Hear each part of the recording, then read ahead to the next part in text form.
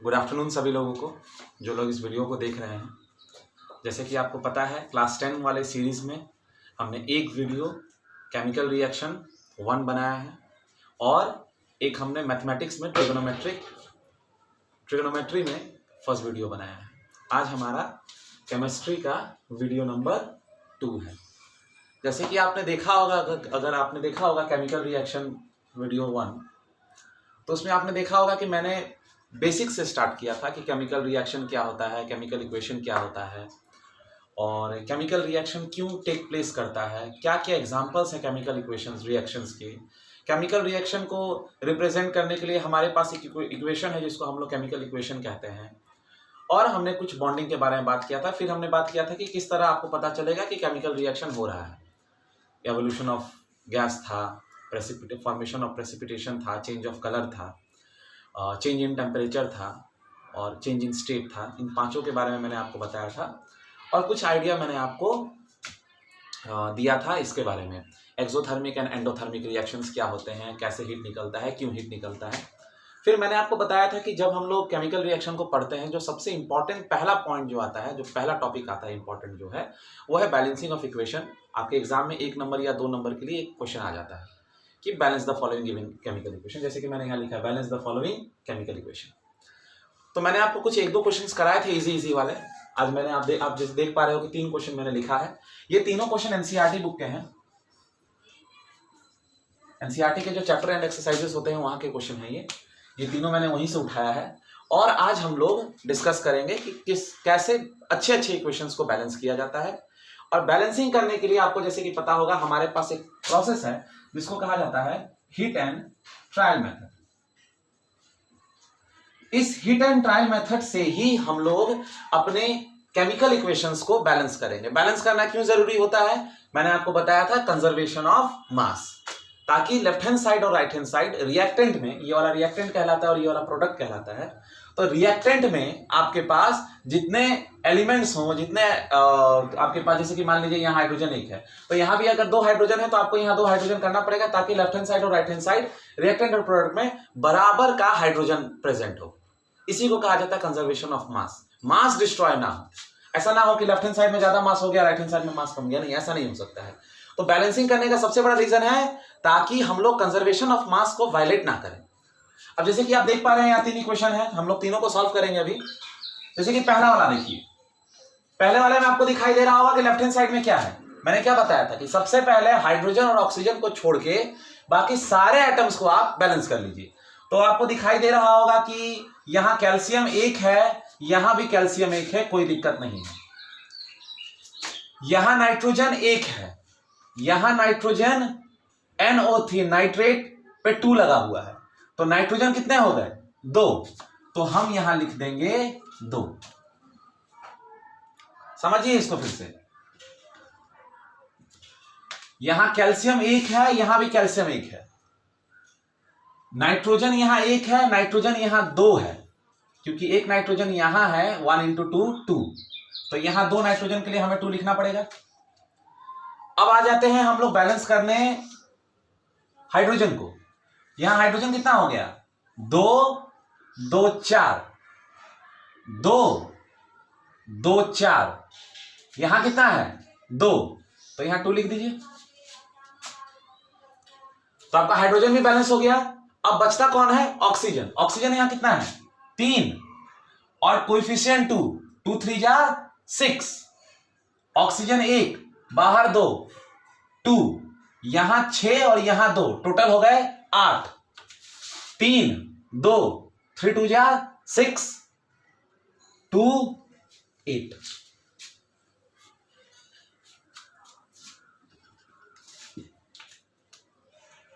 मैं इस इक्वेशन को यहां लिखता हूं HNO3 + CaOH whole 2 will give CaNO3 whole 2 plus H2O।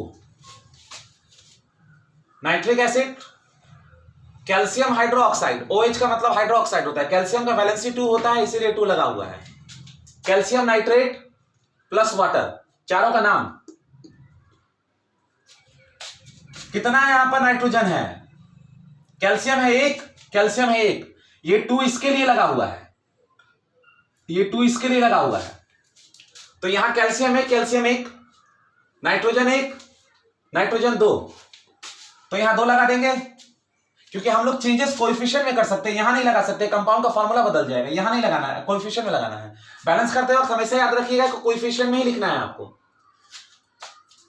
Hydrogen 2, 2 2 4, 2 hydrogen 2 4, यहां 2 हाइड्रोजन, 2 लिख के हो गया, हाइड्रोजन बैलेंस हो गया, नाइट्रोजन बैलेंस हो गया, कैल्शियम बैलेंस हो गया। लास्ट में ऑक्सीजन करना है, पहले सारे एलिमेंट्स को कर देना है, उसके बाद हाइड्रोजन, उसके बाद ऑक्सीजन। ऑक्सीजन कितना, 3 2 6 2 8, यहां ऑक्सीजन 8 है, 3 2 6 2 8, ये हो गया आपका बैलेंस्ड इक्वेशन। उसी तरह ये वाला, इसको भी मैं लिखता हूं, NaOH plus H2SO4 will give Na2SO4 plus H2O। तो पहला एलिमेंट आपको दिखाई दे रहा होगा नाइट्रोजन, नाइट्रोजन, सोडियम, सोडियम यहां 1 है, सोडियम यहां 2 है, तो यहां 2 लगा दीजिए, सोडियम आपका बैलेंस हो गया। अब सल्फर पे आइए, सल्फर यहां 1, सल्फर यहां 1, कोई दिक्कत नहीं है।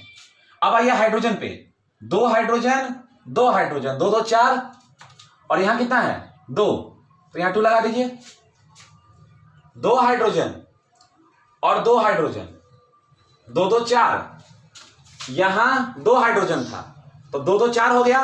अब बचता है ऑक्सीजन, यहां 2 ऑक्सीजन और यहां 4 ऑक्सीजन, 2 4 6, यहां 4 और यहां 2, बैलेंस्ड। तीसरा, BaCl2 plus H2SO4 will give BaSO4 plus HCl। नाम बोले तो sodium hydroxide, sulphuric acid, king of all acid, sulphuric acid,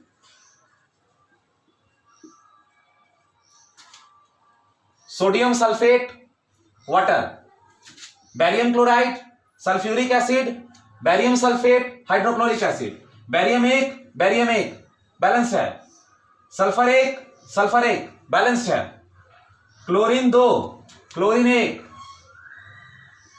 तो 2 क्लोरीन लगा दीजिए, क्लोरीन यहां 2 है, तो यहां 2 क्लोरीन लगाएगा, नीचे मत लगा दीजिएगा। बैलेंस करने के टाइम में हमेशा हमारे पास बस इतना ही है कि जैसे कि यहां HCl लिखा हुआ है, तो यहां 2 नहीं लगाना है, यहां लगाना है 2, कोएफिशिएंट पे चेंज करना है, स्टोइचियोमेट्री। तो हमारा बैरियम बैलेंस हो गया, सल्फर बैलेंस हो गया, क्लोरीन बैलेंस हो गया। अब बचता है हाइड्रोजन, यहां 2 हाइड्रोजन है, H2, यहां भी 2 हाइड्रोजन है, 2H, तो हाइड्रोजन भी हमारा बैलेंस हो गया। बचता है ऑक्सीजन, कितने ऑक्सीजन है 4, यहां कितना ऑक्सीजन है 4, बैलेंस्ड। तीनों को देख लीजिए, ये तीनों जो है ये बैलेंस्ड इक्वेशन है, इसी तरह से आपको बैलेंस करना है। बहुत लोग क्या करते हैं, ऐसे लिख देते हैं कि यहां बैरियम है, यहां क्लोरीन है, यहां हाइड्रोजन है, यहां सल्फर है, यहां ऑक्सीजन है। यहां भी लिख देते हैं, यहां बैरियम है, यहां क्लोरीन है, यहां हाइड्रोजन है, यहां सल्फर है, यहां ऑक्सीजन है।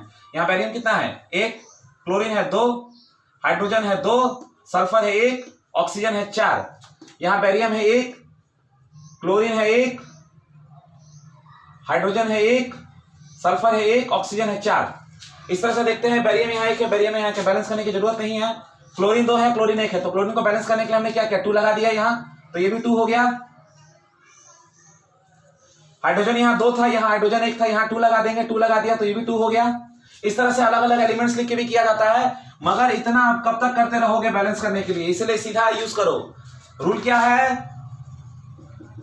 Balance all other element except oxygen and hydrogen, step number 1। Number 2, balance hydrogen. Step number 3, balance oxygen. कहानी खत्म। पहले हाइड्रोजन को बैलेंस करिए और लास्ट में ऑक्सीजन को बैलेंस करिए। पहले सारे एलिमेंट्स को बैलेंस कर लीजिए, उसके बाद हाइड्रोजन को बैलेंस करिए, उसके बाद ऑक्सीजन को। और बैलेंस करने के लिए कभी भी याद रखिएगा, हमें कोएफिशिएंट में चेंजेस करने हैं। देखिए यहां क्या था, HCl था, मैंने 2HCl लिखा, यहां H2O था, 2H2O, NaOH 2 NaOH, HNO3 2 NaOH 2 HNO3, nitric acid, water 2H2O। तो कोएफिशिएंट में चेंज करना है आपको और आपको मिला लेना है। एक और क्वेश्चन आता है इसमें जिसको हम लोग वर्ड प्रॉब्लम कहते हैं। वर्ड प्रॉब्लम का मतलब यह है कि आपको इस तरह से बैलेंसिंग नहीं दिया रहेगा, आपको क्वेश्चन के फॉर्म में दिया हुआ रहेगा।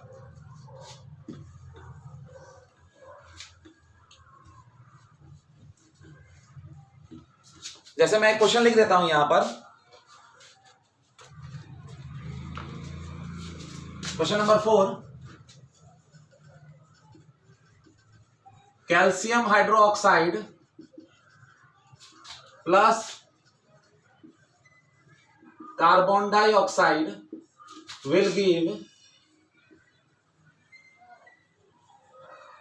Calcium carbonate plus water. इस तरह से क्वेश्चन नंबर 4 देखिए, यहां आपको दो चीज चेक कर रहा है। एक तो आपको चेक कर रहा है कि इन चारों का आपको फॉर्मूला पता है कि नहीं है, और अगर आपको फॉर्मूला पता है तो फॉर्मूला पता होने के बाद आपको क्या करना है, उसको बैलेंस करना है लास्ट में। तो calcium hydroxide, carbon dioxide, calcium carbonate plus water, लिख लिया आपने। आपको यहां हाफ मार्क मिल गया। अब अगला हाफ मार्क आपको मिलेगा बैलेंस करने के लिए, तो चलिए लिखते हैं इसको। CaOH whole 2 plus CO2 will give CaCO3 plus H2O। चलिए देखें, कैल्शियम एक और क्या है, कार्बन एक हो गया, कैल्शियम बैलेंस हो गया, कार्बन बैलेंस हो गया। उसके बाद हाइड्रोजन, 2 हाइड्रोजन, यहां भी 2 हाइड्रोजन है, बैलेंस करने की जरूरत नहीं है। ऑक्सीजन 2 2 4, 2 2 4, यहां 3 1 4, ये पहले से ही बैलेंस्ड है, ये पहले से ही बैलेंस्ड है। शायद चेंज कर सकता था, तो मैंने पहले क्या किया, मैंने पहले कैल्शियम को बैलेंस किया, फिर कार्बन को बैलेंस किया, फिर हाइड्रोजन को बैलेंस किया, और उसके बाद ऑक्सीजन को बैलेंस किया। मैंने अपना रूल फॉलो किया है, ये बहुत इंपॉर्टेंट है, वेरी वेरी इंपॉर्टेंट। और इस रूल को आपको फॉलो करना है। इस तरह से आपके पास बुक्स में आपको रेफरेंस बुक में या फिर अपने टेक्स्ट बुक में, एनसीईआरटी के टेक्स्ट बुक में आपको ढेर सारे क्वेश्चंस मिलेंगे। उन सारे क्वेश्चंस को आप अटेम्प्ट करिए। आपको 2 टाइप का क्वेश्चन मिलेगा, एक तो डायरेक्ट केमिकल इक्वेशन लिखा हुआ मिलेगा, और दूसरा आपको इस तरह का क्वेश्चन मिलेगा जहां पे कंपाउंड का नाम लिखा रहेगा, आपको केमिकल इक्वेशन लिखना है। तो याद रखिएगा, आप तब तक ये नहीं लिख पाओगे जब तक आपको फॉर्मूला नहीं पता होगा। अगर आपको पता ही नहीं है कि सल्फ्यूरिक एसिड का फॉर्मूला H2SO4 है, बेरियम सल्फेट का फॉर्मूला BaSO4 है, हाइड्रोक्लोरिक एसिड का फॉर्मूला HCl है, कैल्शियम कार्बोनेट का फॉर्मूला CaCO3 है, कैल्शियम हाइड्रोक्साइड का फॉर्मूला CaOH होल 2 है, तब तक आप बैलेंसिंग नहीं कर पाओगे। ये बैलेंसिंग नहीं है, ये बैलेंसिंग नहीं था, ये बैलेंसिंग था। ये तो बस आपको फॉर्मूला लिखना जो कि आप क्लास 9 में पढ़ते हो। Write down the formula of the given compound, calcium sulphate, potassium nitrate, potassium iodide, इस तरह के आपको अलग अलग फॉर्मूलेज मिलते हैं जहां आपको पढ़ना रहता है। तो मैं फिर बता रहा हूं, क्लास 9 वाला जो टेबल है उसको आपको देखना है, किसका वैलेंसी कितना है। वैलेंसी बहुत इंपॉर्टेंट रोल प्ले करता है। जैसे मैं एक छोटा सा एग्जांपल यहां आपको बता दूं कि सपोज मान लीजिए कि आपको लिखना रहता सोडियम हाइड्रोक्साइड, तो सोडियम हाइड्रोक्साइड आप NaOH लिख देते हो, और अगर यही मैग्नीशियम हाइड्रोक्साइड या कैल्शियम हाइड्रोक्साइड लिखना रहता तो MgOH होल 2 लिखते हो। क्यों लिखते हो ऐसा? आपको लग रहा होगा कि सोडियम हाइड्रोक्साइड का फॉर्मूला तो ये है, तो ये मैग्नीशियम हाइड्रोक्साइड का फॉर्मूला क्यों बदल गया? फॉर्मूला कैसे बनता है? सोडियम हाइड्रोक्साइड OH, सोडियम का वैलेंसी 1, हाइड्रोक्साइड का वैलेंसी याद रखिएगा 1 ही होता है। हाइड्रोक्साइड का वैलेंसी कभी चेंज नहीं करता है, तो NaOH NaOH दोनों का वैलेंसी 1 1। मगर अगर मैं मैग्नीशियम हाइड्रोक्साइड का बात करूं तो मैग्नीशियम का वैलेंसी 2 होता है और हाइड्रोक्साइड का वैलेंसी 1 होता है, तो MgOH होल 2, MgOH होल 2, क्योंकि मैग्नीशियम का वैलेंसी 2 है, इसके आउटर मोस्ट शेल में 2 इलेक्ट्रॉन है। अगर मैं एल्यूमिनियम हाइड्रोक्साइड लिखूं तो मैं लिखूंगा AlOH होल 3। क्यों? क्योंकि एल्यूमिनियम है, हाइड्रोक्साइड है, एल्यूमिनियम का वैलेंसी 3, एटॉमिक नंबर 13, 2 8 3, हाइड्रोक्साइड का 1, क्रिस क्रॉस AlOH होल 3, ये 3 चला जाएगा पूरे का पूरा OH के साथ। ये ब्रैकेट लगाना बहुत जरूरी है। This is a wrong formula कि अगर आप लिख रहे हो MgOH whole 2, this is a wrong formula, this is completely wrong. मैं इसको मिटा दे रहा हूं। MgOH2 लिखना गलत है, क्योंकि MgOH होल 2 करेक्ट है। ये गलत क्यों है? क्योंकि यहां पर 2 जो है वो सिर्फ हाइड्रोजन के साथ है, और यहां पर जो 2 है ये ऑक्सीजन और हाइड्रोजन दोनों के साथ है। तो this is correct formula, this is wrong, this is correct and this is wrong, please keep in mind. तो इस तरह से आपको अलग अलग कंपाउंड्स के फॉर्मूलेस आपको रट जाने हैं और आपको बैलेंसिंग करना है इसका। अब आगे हम लोग चलते हैं टाइप्स ऑफ केमिकल रिएक्शन पे।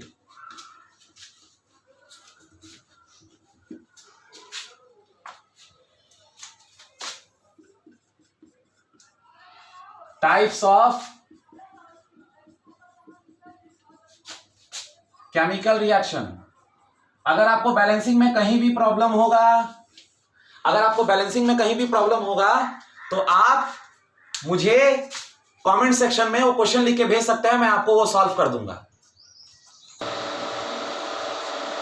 जैसे कि आप यहां देख पा रहे हैं, मैंने यहां पर एक फ्लो चार्ट बना दिया है। आपका पूरा का पूरा टाइप्स ऑफ केमिकल रिएक्शंस का। What is a chemical reaction? A chemical reaction is a process in which the original substance lose their identity and form new substances with different properties. मतलब chemical reaction एक ऐसा process है जिसमें जो original substances होते हैं वो अपने आइडेंटिटी को लूज कर देते हैं, अपने नेचर को लूज कर देते हैं, और एक नया सब्सटेंस बन के आता है जिसका प्रॉपर्टी पूरा ओरिजिनल सब्सटेंस से एंटायरली डिफरेंट होता है। यही हमने पढ़ा था केमिकल रिएक्शन का डेफिनेशन। अब देखिए यहाँ पर 5 टाइप के रिएक्शन है: combination reaction, displacement reaction, neutralisation reaction, decomposition reaction, displacement reaction. मैं न्यूट्रलाइजेशन के ऊपर एक स्टार मार्क लगा देता हूँ, because this neutralisation reaction is an example of double displacement reaction. We will discuss it afterwards. And the most important reaction of this chapter is redox reaction, which you haven't heard till yet. What is a redox reaction? A reaction in which oxidation and reduction takes place simultaneously. The two parts of a redox reaction are oxidation and reduction. Decomposition reaction are of 3 types: thermal decomposition, electrolytic decomposition, and photochemical decomposition.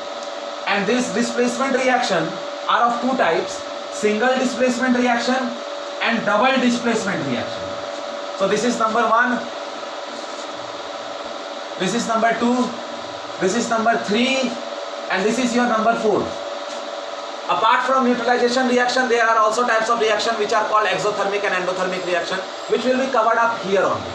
So these 4 types of chemical reaction we will be discussing, और हम लोग बहुत सारा equation लिखेंगे, और उन equations को, उन केमिकल इक्वेशंस को आपको रट जाना है, याद कर लेना है, क्योंकि जितना इक्वेशन इस चैप्टर में आएगा वो सारे इक्वेशन कहीं ना कहीं जाके आगे चल के आपके केमिस्ट्री के चैप्टर्स में इन्वॉल्व हैं, इंक्लूडेड हैं और a part of your syllabus हैं। तो जितना भी मैं रिएक्शन लिखूंगा, याद रखना, मैंने एक गलती देखा है बच्चों में कि जब वो टाइप्स ऑफ केमिकल रिएक्शन पढ़ते हैं तो वो क्या करते हैं ना, कॉम्बिनेशन रिएक्शन का, डिकम्पोजिशन रिएक्शन का, डिस्प्लेसमेंट का, रेडॉक्स का डेफिनेशन पढ़ जाते हैं। भैया इसका कोई काम नहीं है डेफिनेशन का। मुझे खुद याद नहीं है इसका डेफिनेशन क्या है, मैं तो खुद अपना डेफिनेशन लिख देता हूं, जो मुझे समझ में आता है मैं वो लिख देता हूं। बुकिश डेफिनेशन का कोई काम नहीं है जब तक आप उसके एग्जांपल्स नहीं समझोगे। आपको डिस्प्लेसमेंट रिएक्शन नहीं जानना है, डिस्प्लेसमेंट तो हो रहा है, ठीक है, आपको एक फॉर्मेट बता दिया जाएगा, उसमें से आप समझ जाओगे, मगर डिस्प्लेसमेंट रिएक्शन का आपको एग्जाम्पल रखना है, एग्जाम्पल पढ़ना है।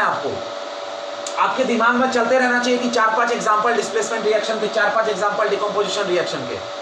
सीबीएसई हर साल 3 नंबर का एक क्वेश्चन पूछता है, हर अल्टरनेट ईयर पे, या फिर कभी कभी रिपीट करता है। आपके एनसीईआरटी में भी क्वेश्चन है, write down the 3 types of decomposition reaction with example. मतलब डिकम्पोजिशन का मतलब होता है ब्रेक करना, और कॉम्बिनेशन का मतलब होता है कंबाइन करना। तो जो ब्रेक करता है, कोई भी चीज खुद ब्रेक नहीं होता है, उसको ब्रेक किया जाता है either with the help of heat which is called thermal heat, either with the help of electricity which is called electrolytic, either with the help of sunlight which is called photochemical decomposition.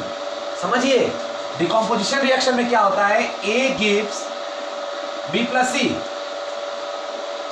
एक reactant रहेगा और उसमें से दो product निकल के आ जाएंगे, मतलब ये रिएक्टेंट ब्रेक कर रहा है ना जी। तो अगर ये रिएक्टेंट ब्रेक कर रहा है तो कौन ब्रेक करवा रहा है, एक एक्सटर्नल एजेंट होना चाहिए। तो वो एक्सटर्नल एजेंट कभी हीट होता है जिसका सिंबल डेल्टा होता है, या तो वो इलेक्ट्रिसिटी होता है, इलेक्ट्रिसिटी देके ब्रेक किया जाता है, या फिर सनलाइट या फिर लाइट,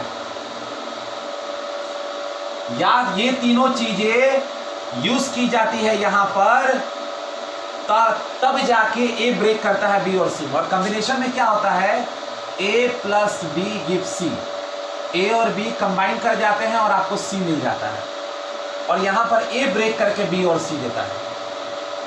तो ये दोनों एक दूसरे के इनवर्स हैं।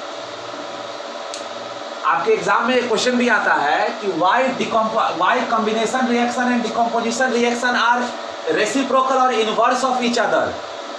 कॉम्बिनेशन में दो प्रोडक्ट, दो रिएक्टेंट होते हैं और एक प्रोडक्ट मिलता है, और डिकम्पोजिशन पे एक रिएक्टेंट होता है और वो दो प्रोडक्ट देता है। मतलब यहाँ ब्रेक होता है और यहाँ ऐड होता है, यहाँ कंबाइन करता है तो कॉम्बिनेशन रिएक्शन है, यहाँ ब्रेक करता है, डिकम्पोज करता है तो डिकम्पोजिशन रिएक्शन है, और यहाँ पर डिस्प्लेसमेंट रिएक्शन है।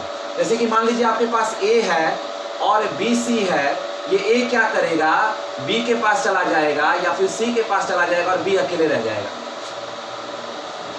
ए गया बी के पास, सी के पास, बी को निकाला और सी को खुद ले लिया, तो इसको कहा जाता है डिस्प्लेसमेंट। या फिर डबल डिस्प्लेसमेंट में ए बी है और सी डी है, तो ए चला गया डी के साथ और बी चला गया सी के साथ। डिस्प्लेस करना मतलब एक दूसरे को डिस्प्लेस करना होता है। ये यहां पर डिस्प्लेसमेंट हो रहा है, और इस डिस्प्लेसमेंट को ही कहा जाता है डिस्प्लेसमेंट रिएक्शन। और यहां डिकम्पोज कर रहा है, ब्रेक कर रहा है। मैं बस आपको एक फॉर्मेट बता रहा हूं यहां पर कि किस तरह से अलग अलग रिएक्शंस आते हैं। मैं सबके बारे में डिस्कशन करूंगा, मगर एक ओवरऑल जो है वो ये है। आप इसको उतार लीजिए और पूरी तरह से, और इस फॉर्मेट को, फ्लो चार्ट को आप अपने दिमाग में रखिएगा। इसको आप फ्लो चार्ट को अपने दिमाग में रखिएगा ताकि आपको ये याद रहेगा। इसको पूरा आपको उतार लेना है पूरी तरह से, और एक एक का आपको टाइप्स भी याद रखना है। अब जैसे कि देखिए हमारा पहला रिएक्शन आ गया, that is combination reaction. Type of reactions का हमारा पहला रिएक्शन स्टार्ट हो गया, कॉम्बिनेशन रिएक्शन। कॉम्बिनेशन रिएक्शन में क्या हो रहा है, a combination reaction is a reaction in which two elements combine to give a new substance. Two substances are combining to give a new substance. A reaction in which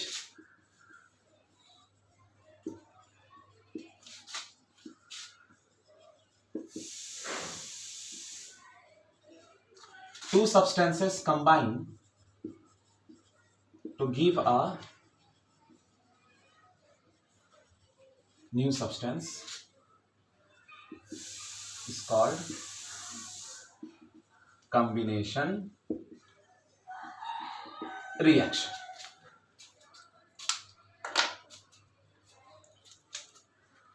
to और more भी हो सकते हैं, two और more substances combine to give a new substance is called a combination reaction. This is the definition of your combination reaction. A combination reaction, combination आप term से भी समझ पा रहे हो इस चीज को कि कॉम्बिनेशन रिएक्शन उस रिएक्शन को कहा जाता है जहां दो चीजें कंबाइन, या दो से ज्यादा भी अगर हो सके तो दो से ज्यादा चीजें कंबाइन कर जाती हैं और कंबाइन करके एक नया सब्सटेंस हमें मिल जाता है, और उसी को हम लोग कॉम्बिनेशन रिएक्शन कहते हैं। जैसे कि एक रिएक्शन है, example SO2 plus O2 will give SO3, CaO plus CO2 will give CaCO3, CaO plus H2O will give CaOH whole 2 plus hit.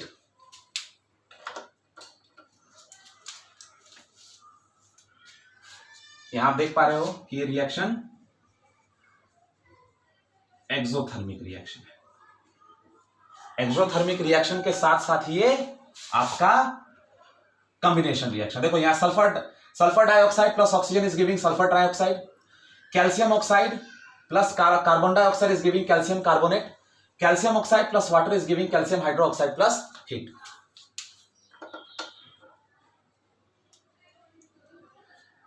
इसी को हम लोग यूज करते हैं, यूज फॉर व्हाइट वॉशिंग।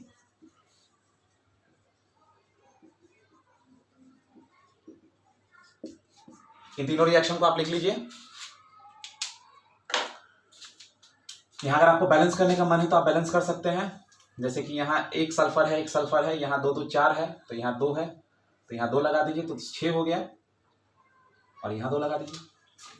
देख लीजिए यहाँ कैल्शियम 1 है, कैल्शियम 1 है, कार्बन 1 है, कार्बन 1 है, 2 ऑक्सीजन 1 3, कैल्शियम 1 है, कैल्शियम 1 है, हाइड्रोजन 2 है, हाइड्रोजन 2 है, ऑक्सीजन 2 है, ऑक्सीजन 2 है, कोई दिक्कत नहीं है। ये तीनों रिएक्शन आपके पहले से बैलेंस हो गए, इसको बैलेंस करने की जरूरत थी आपको। तो यहाँ तीनों आप देखिए, एक ए है, ये बी है, ये ए बी बन गया।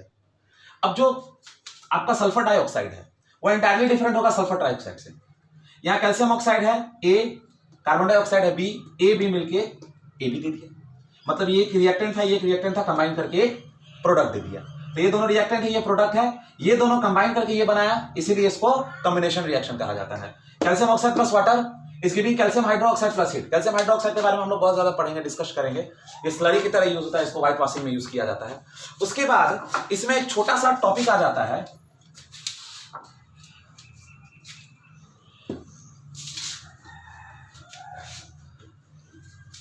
जैसे कि कुछ रिएक्शंस होते हैं, carbon plus oxygen will give carbon dioxide,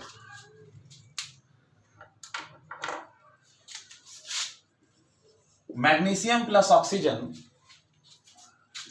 will give magnesium oxide. अब देखिए इन दोनों का साथ केस क्या है। ये दोनों में आपको हीट करना है,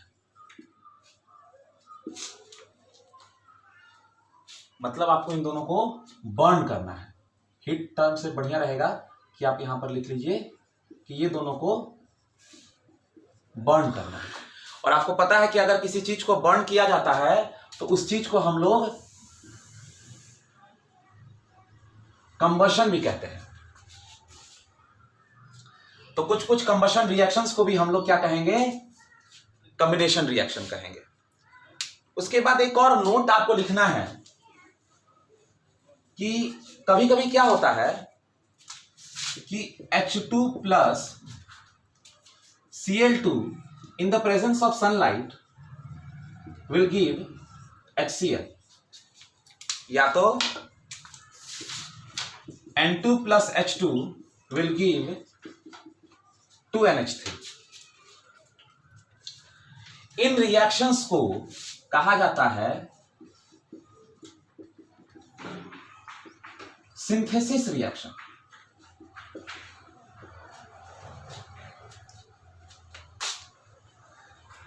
ध्यान देने वाला बात है यहां पर।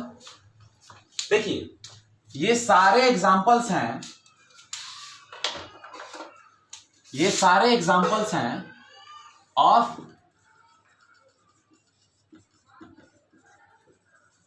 कंबशन रिएक्शन, सॉरी ये सारे एग्जाम्पल्स हैं कॉम्बिनेशन रिएक्शन के। ऐसा नहीं है कि जो पहले मैंने आपको एग्जांपल लिखा था वो कॉम्बिनेशन रिएक्शन का था और ये सब कॉम्बिनेशन रिएक्शन के नहीं है। ये सब है, ये सब है, बट बात ये है यहां पर कि यहां पर क्या हो रहा है, बर्न कर रहे हो किसी चीज को। आपने कार्बन ले लिया और ऑक्सीजन ले लिया, कार्बन डाइऑक्साइड मिल गया, मैग्नीशियम ले लिया, ऑक्सीजन ले लिया, मैग्नीशियम ऑक्साइड मिल गया। इनको कंबशन रिएक्शन भी कहा जाता है। और कुछ सिंथेसिस रिएक्शन, सिंथेसिस का मतलब है कि अलग अलग एलिमेंट आके कंबाइन कर रहे हैं। जैसे कि यहाँ हाइड्रोजन आ गया, क्लोरीन आ गया तो HCl मिल गया, नाइट्रोजन आ गया, हाइड्रोजन आ गया तो एमोनिया मिल गया। इसको एमोनिया कहा जाता है। और याद रखिएगा ये वाला जो एग्जांपल है इसको कहा जाता है Haber's process. Haber's process use किया जाता है, हैबर्स प्रोसेस को यूज किया जाता है टू मैन्युफैक्चर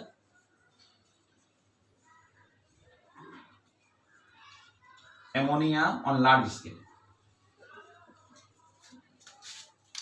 हैबर्स प्रोसेस एक ऐसा प्रोसेस है जिससे हम लोग लार्ज स्केल में इंडस्ट्रियल लेवल पे एमोनिया बनाते हैं, जिससे हाइड्रोजन हाइड्रोजन और हाइड्रोजन लेके आप एमोनिया बना सकते हैं। अब सिंथेसिस रिएक्शन का डेफिनेशन क्या है? सिंथेसिस रिएक्शन का डेफिनेशन क्या है? सिंथेसिस रिएक्शन का डेफिनेशन लिख लीजिए।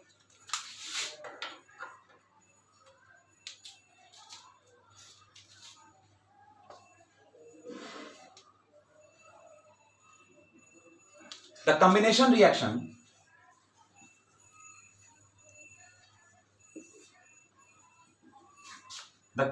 reaction in which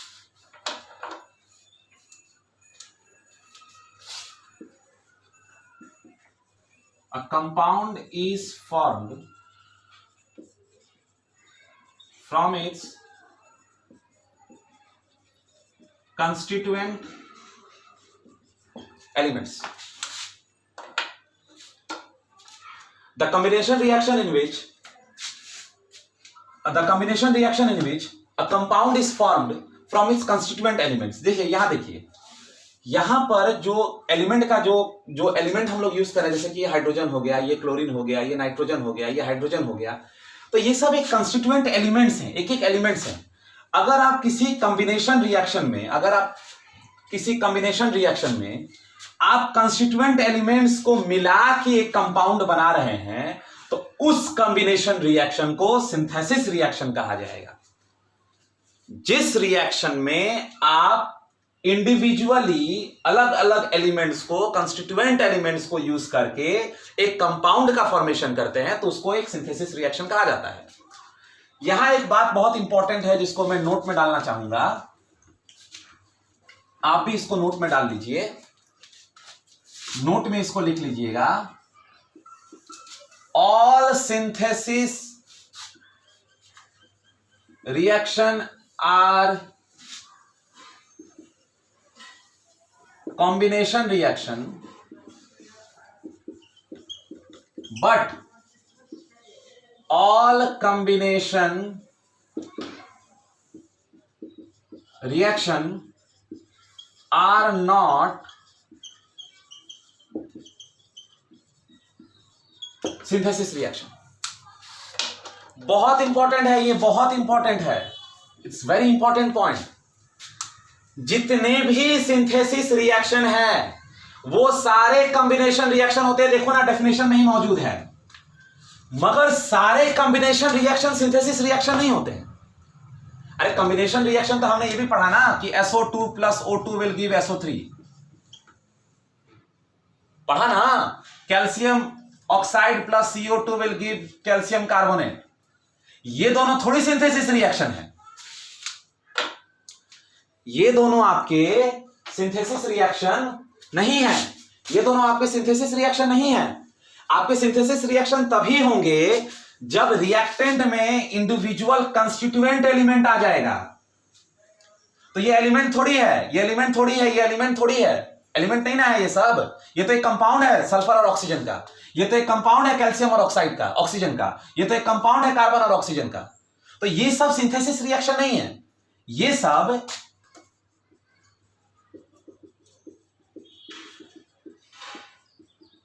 combination reaction है।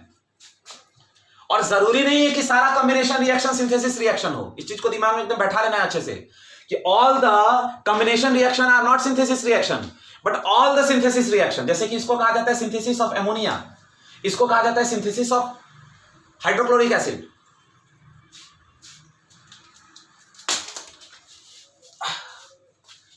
आपको ये बात क्लियर होगा मुझे लग रहा है, यहां डाउट नहीं रखना है। अब आपको यहां लग रहा होगा कि सर ने बता दिया कि कॉम्बिनेशन रिएक्शन में ये था कि इस कॉम्बिनेशन रिएक्शन में एक ए आता है, एक बी आता है और ए बी बना देता है। इतना तो सर क्लियर है। बाद में जो आपने बता दिया ये दिमाग में नहीं जा रहा है बात, कि आपने कुछ एग्जांपल्स लिखे कॉम्बिनेशन रिएक्शन के, उसके बाद आपने कुछ रिएक्शंस लिख दिया कंबशन के, उसके बाद आपने कुछ रिएक्शंस लिख दिया सिंथेसिस के। तो बच्चों याद रखना, हमारा ओवरऑल डिस्कशन अभी तक जब से मैंने कॉम्बिनेशन रिएक्शन शुरू किया है, ये पूरा का पूरा डिस्कशन कॉम्बिनेशन रिएक्शन पे ही है। कंबशन अगर ऐसा रिएक्शन है जहां ए और बी कंबाइन कर रहा है और आपको ए बी मिल रहा है, और ए और बी को रिएक्ट करने के टाइम आपको उसको हीट करना पड़ रहा है, तो वो कंबशन रिएक्शन हो गया। ऐसा नहीं है कि दुनिया के सारे कंबशन रिएक्शन आपके कॉम्बिनेशन रिएक्शन हो गए, नहीं, टाइप एग्जांपल है वो। उसी तरह अगर आप 2 एलिमेंट लेके या 3 एलिमेंट लेके एक कंपाउंड बनाते हैं तो वो सिंथेसिस रिएक्शन हुआ, और उस सिंथेसिस रिएक्शन को हम लोग कॉम्बिनेशन रिएक्शन कहते हैं क्योंकि एलिमेंट्स कंबाइन कर गए। मगर ऐसा नहीं है कि सारे कॉम्बिनेशन रिएक्शन जो होंगे आपकी सिंथेसिस होंगे, जरूरी नहीं है। कुछ रिएक्शंस आपके हो सकते हैं, क्या बोलते हैं उसको, नॉन सिंथेसिस भी हो सकते हैं। नॉन सिंथेसिस यही ना है, sulphur dioxide plus oxygen is giving sulphur trioxide, calcium oxide plus water is giving calcium hydroxide, calcium oxide plus carbon dioxide is giving calcium carbonate. तो ये सब कॉम्बिनेशन रिएक्शन है, सिंथेसिस नहीं है। इस चीज को आप दिमाग में रखिएगा। और अगर आपको कोई भी कंफ्यूजन होगा तो एक बार फिर से प्ले करके इसको पूरा नोट्स उतार के तब देखिएगा, अपने नोट्स को जब आप पढ़िएगा तब आपको लगेगा कि हाँ ये सिंथेसिस रिएक्शन है। Synthesis reaction is a type of combination reaction, वो एक उसका टाइप है। कॉम्बिनेशन रिएक्शन के वेरियस टाइप्स हैं, उस वेरियस टाइप्स में एक टाइप सिंथेसिस रिएक्शन है। यहां जाके आपका सिंथेसिस रिएक्शन का पूरा एग्जांपल, कॉम्बिनेशन रिएक्शन का सारा एग्जांपल सॉल्व हो जाता है। जितना भी एग्जांपल था मैंने बता दिया है। अब आपको क्या करना है, इन सबको प्रैक्टिस करना है, और जितने भी नोट्स मैंने लिखवाए हैं या फिर जितना भी चीजें मैंने बताया है उस सब चीज को देखना है।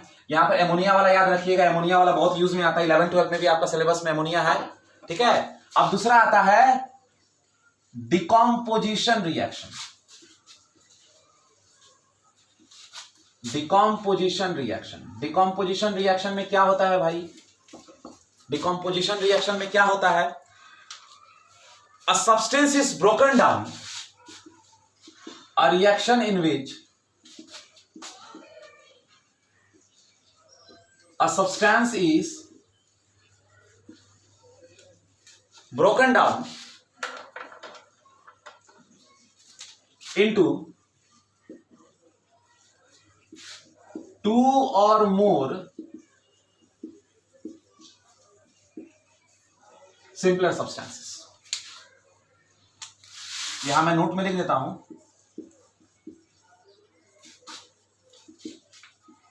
Decomposition reaction is the opposite of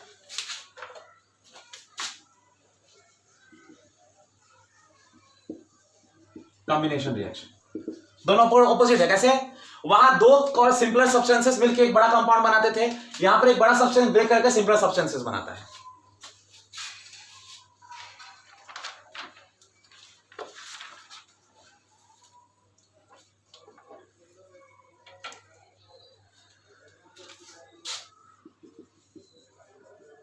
It takes place in the form of heat, electricity and light।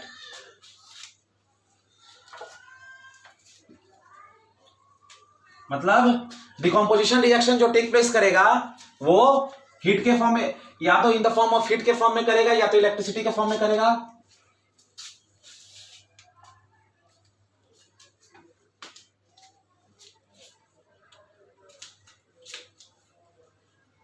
In the presence of,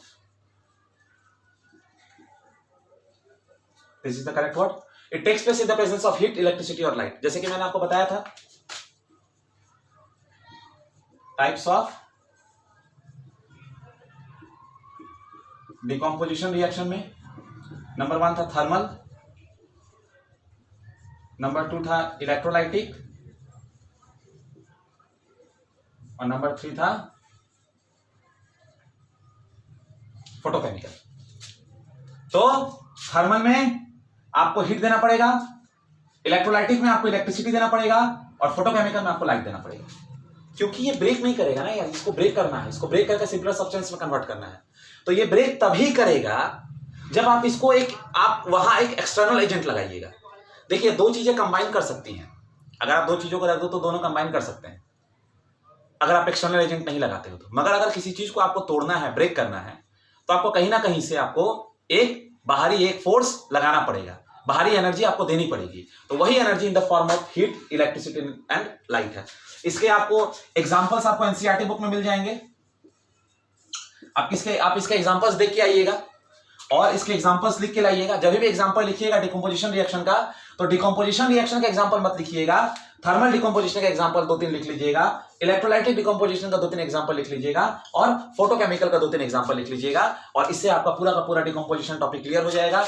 ये वाला पॉइंट बहुत क्लियर है, आपको इसमें क्वेश्चंस भी मिलेंगे कि why decomposition reaction is the opposite of combination reaction, because in decomposition one substance breaks into two simpler substances, two और more simpler substances, and in combination reaction two or more simpler substances combine to give a new substance. So these were the two types of chemical reaction.